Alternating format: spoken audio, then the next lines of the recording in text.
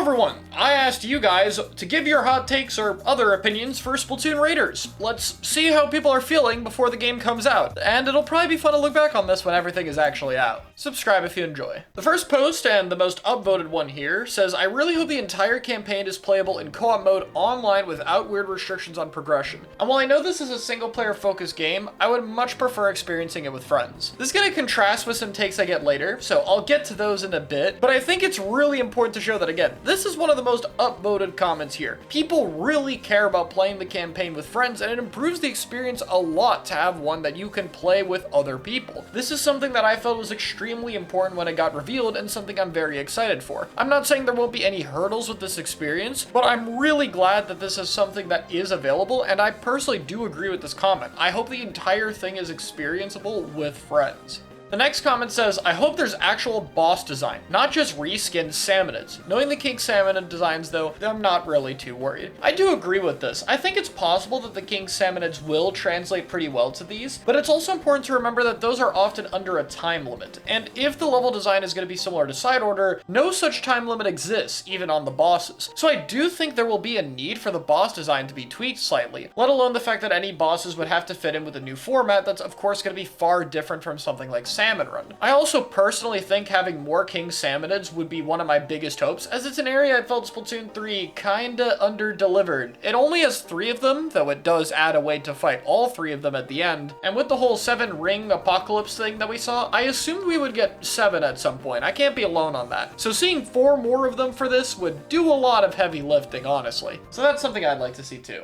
Another hope that people have is that what Octo Expansion did for the perception of Off the Hook will happen to Deep Cut. They're in desperate need of a really strong story in their own story mode. I think this is kind of a funny comment because these characters were in the story of Alterna's Splatoon 3 hero mode, but also they're still totally right because they did not really get a whole lot done in that story mode. I think Alterna does have some flaws that are more visible after years of being there, and the story is definitely one of them. The tidbits of lore we got were nice, but the story that plays out directly in front of the player, I don't think was the greatest. And Deep Cut, I do think fits into that. Their characterization just wasn't really super strong, and their plot thread gets tied up pretty quickly so that they're helping us by the time we're in the final fight, which I think just wasn't the best way to handle it. Ultimately, they really didn't get that much, even though they are present and bosses that you fight against, so there could be a lot of work done with it, and I hope we do see that, because it's a very interesting trio of characters. I hope that there's a normal Salmon Run collect the eggs type co-op you can play, so it's like Salmon Run but with all the new gadgets and abilities. This is one where I'm not too sure how I feel about it. The occasional level that feels like Salmon Run except all the Side Order stuff could be a fun way to mix up the campaign if that is one of many types of levels. If this is asking for a side mode, then I don't really think that should be the priority. This is Splatoon's first spin-off game and it needs to have its own identity, not just an evolution of Salmon Run. But I think what the comment is asking for is that this is a type of level that could be found. And if that's the case, then yeah, I think it would be a good way to mix up the format, and having multiple different types of objectives will probably be really important for mixing this up. Again, if we look at Side Order, that one only had a few different options, and this is a much larger scale, so multiple different types of levels seems very important here. Probably my favorite comment in this list is someone who says they pray some maps will have verticality. I'm waiting for Squid Search shenanigans because Splatoon 3 loves uninkable walls. Honestly, even the previous Splatoon games haven't messed around much with this. Even in the single player, I think paintable walls aren't really that utilized, though maybe at that point I'm nitpicking a little bit. I would really like to see some more vertically designed stages now that we have more options to deal with it. My only request is if they do that, please make it a buffed Squid Surge than the one we have right now, because it is very slow and I think having to wait for this long charge time would not feel great. But if they just sped it up, which they could totally do anyway, that would be pretty cool. Squid Surge is too slow even in Splatoon 3 in all aspects of the game, so I don't really think that'd be a problem. Another hope is to see some classic platformer level segments in the dungeon areas. I'm again a little bit torn off this because I do really like Splatoon's platforming, especially on some of the harder segments that can really challenge you to learn some of the game's more intricate movement. At the same time though, nothing in the trailer really gives me the vibe that platforming is the main focus of it. You can argue that it is a factor of Splatoon's mobility as a whole, let alone the campaign, and I'm not exactly opposed to this, I just don't want it to clash too hard with the overall direction. That said, yeah, I think I still overall overall agree. As long as it's woven in pretty naturally, I think it'd be really cool. Another comment says, I really hope that Raiders ends up being replayable. From what we've seen so far, it looks like it tries to keep the replayable aspects we saw in Side Order. However, I'm worried it might get old quickly because that also happened in Side Order. And I do agree. And again, it's part of why I think co-op is so important. I think replaying Side Order completely on your own over and over is a lot harder than replaying an experience when you can have a friend or two tagging along with you. That will do a lot of the heavy lifting. But I think it's also worth critiquing that Side Order's replayability was something heavily marketed with the game. I don't know if you all remember this, but when they were posting the game around quite a lot, it was said very often that it was replayable or you'd play it multiple times, and it was a big factor in selling that game. I think Side Order's replayability is okay. If you want to play all 12 palettes, I think it's doable, and I think the first few times are pretty fun. But is it fun enough to where I think replayability is one of the best attributes about it to the point where it was marketed that much? No, definitely not. The limited amount of bosses, objectives, and floor levels, while sufficient enough for the DLC campaign, wasn't enough to make it extremely replayable to me. And it's 100% something I think Raiders needs to fix with a larger scale. The next comment says, I think Splatoon Raiders will be the highest critically acclaimed title in the series, since single-player games receive more praise than multiplayer games. Honestly, I agree with this. If you had to ask me right now what the best critically received part of Splatoon is to me, I would say the Octo expansion DLC, both from the casual perspective of people who aren't big Splatoon fans trying it out, like larger variety creators, as well as the hardcore player base, both seem to be huge fans of that. And I do know of other larger creators who really only enjoy the single player and don't get too invested in the multiplayer. There's just a lot of people like that who don't care for the multiplayer too much. And from a critic's perspective, yeah, I feel like the single player is a lot more likely to earn you points. If Raiders does do the single player well, then it could be the highest acclaimed title in the series for sure. That said, out of all the single players that I think on their own could carry the series rating above what we've seen right now, Octo Expansion is the only one that I think would actually be higher than that by a significant margin. I still like Alterna in Splatoon 3 a lot and think it's a big step up from Splatoon 1 and 2's campaign in a lot of areas, but I don't think it's anywhere near as polished as that to score like an 85% or higher on its ratings. Only Octo Expansion does that to me. I am really hoping that the focus on a story mode with a dedicated spin-off will allow it to be of higher quality than usual though. Really, the story of Splatoon just has so much potential, so I'm all down for it to be the highest critically acclaimed title in the series, and I think it's possible if it gets the right attention it deserves. The next comment says, I hope the game has some way to tie into Splatoon 3, whether that be weapon skins like the Splattershot Jr. we saw in the trailer being unlockable, or something like the Shell Drone to get rewards for things like money. I mean, yeah, I think having Raiders and Splatoon 3 be somewhat connected or tie into things is probably one of the better ways to keep the series alive. It can't be too major, as Raiders does need to be the main focus, but also multiplayer Splatoon 3 queues do need to stay alive until Splatoon 4 happens, and even right now that's kind of struggling, and Raiders is not out yet. How that's going to be in a post-Raiders world is a whole other story. I think that problem might be significant enough to where Nintendo would attribute content to the game, and while I still have doubts on Splatoon 3 getting anything more update-wise, this is probably the best argument as to why it should get something. And that leads into the next take here. When Raiders releases, it will also tease either Splatoon 4 or additional third kits. I mean, this is definitely one of the actual hot takes of the video and not just an opinion for it. But yeah, I really don't know. I would love this to be the case. I think if the story mode ended and had a satisfying enough conclusion, but teased what would happen next, as in find out what happens in the story in Splatoon 4, that would be cool. As for integrating content in Splatoon 3, it would probably have to be more cosmetic than third kits, unless of course everyone was able to get third kits out of nowhere. But even something small like, hey, you have Raiders save data, so you can use some extra hairstyles or something, would probably be fine. That's what Octo Expansion did with Octoling styles in multiplayer. As long as it's purely cosmetic and not an actual advantage, I don't think it really hurts too much to have some kind of tie-in to encourage people to play Splatoon 3 as well. Realistically, both these comments have got me thinking a lot more on how they're going to manage the dynamic between two active Splatoon games at the same time. That will definitely be something we have to see. The next comment says, I really want it to have high potential for speedrunning. Splatoon speedruns are really underrated and fun to watch, but they feel a bit stale now that Side Order is the last piece of Splatoon media that's been introduced for it. I agree, Splatoon speedruns are very fun, and we've covered a few of them on this channel before, so I hope that there is some kind of speedrun aspect to this game and being able to play through it, and I'm sure there will be. This may be a bit of a stretch, but I hope Agent 4 will be in Splatoon Raiders and play a role in it. After all, we were introduced to Sam and Ren in Splatoon 2 alongside Agent 4. I mean, mean, Agent 4 showing up and having literally anything interesting done with them has been one of my #1 hopes for this game's story for a long time. And while Side Order looked like we might get something, and then it was just kind of a mild Easter egg that they could match your Agent 4 design. Agent 4 is the most underutilized character in this entire series for me, at least out of the main cast, and desperately needs a little bit more of their own identity to stand out a little bit more given the similarity of Splatoon 1 and 2's campaigns. So it'd be awesome if we could get more of them, but the lack of seeing them at all so far makes me a little bit worried that's not happening this time. Oh, side note, because I don't know if I mentioned this the last time I talked about Agent 4, but bonus points if anything around their story ties to being forgotten. And last, but certainly not least, I know a lot of people hate them, but I hope flyfish are in the game. I have the most fun salmon run experience when it's extremely chaotic and challenging. You know what? I'll avoid giving my opinion on this one. If you stuck around to the end of the video, let me know your opinion on flyfish in the comments below, and I'll see you all next time.